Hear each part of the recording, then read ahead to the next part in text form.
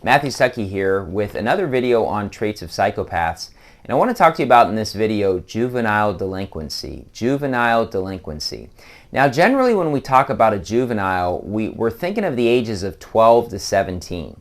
The past video I talked about early behavioral problems, and the idea is that they start to see some kids at a very young age start to really rebel and cause all these problems, which can be a sign of them actually being a psychopath. Now, the way I look at that from a biblical standpoint is you see kids that rebel against their parents and rebel against authority, and it gets worse and worse and worse, and they end up rebelling against God, and at some point they can become a reprobate. Now, I do believe that you can become a reprobate before the age of 12, because if you have the free will to believe on Jesus, you have the free will to reject Jesus, is the way I look at this.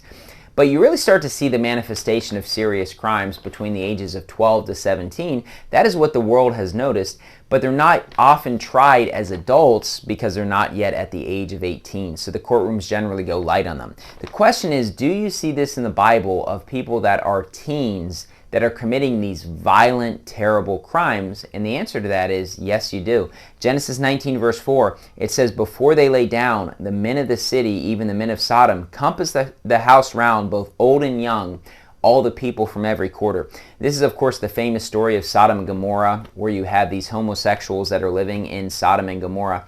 And they see these two angels come to town, and they believe them to be men, and they come and compass the house round with a plan of raping or forcing these men. This is obviously would be a very serious crime as you're talking about rape.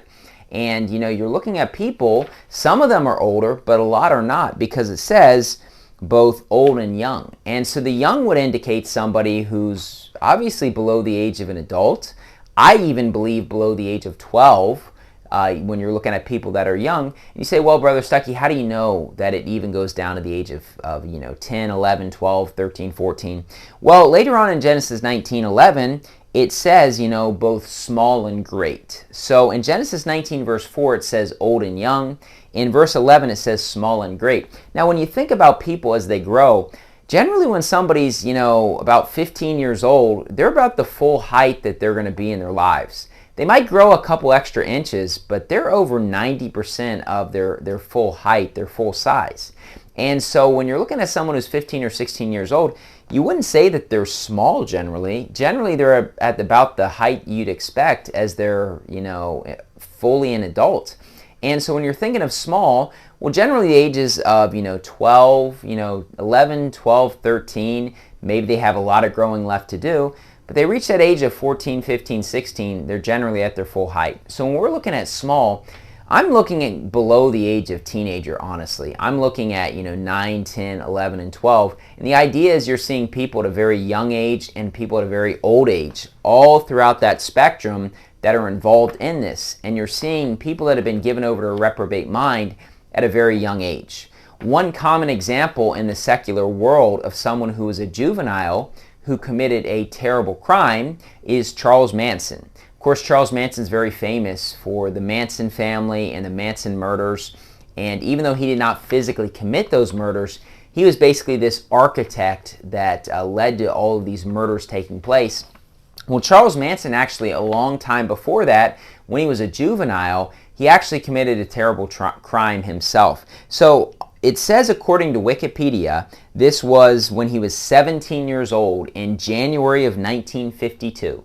So 17 years old, between that 12 to 17 age of being a juvenile. It says, however, in January, he was caught raping a boy at knife point. So we see here that Charles Manson was a homosexual or bisexual, and he's raping a boy at knife point. So he has a weapon, and he's raping this young boy, and he is a teenager. He's 17 years old. You can clearly see at this age he is already a psychopath. He's already a reprobate. He's already been given over to a reprobate mind, and what he's doing is a violent crime that manifests basically that he has been given up and he is a reprobate.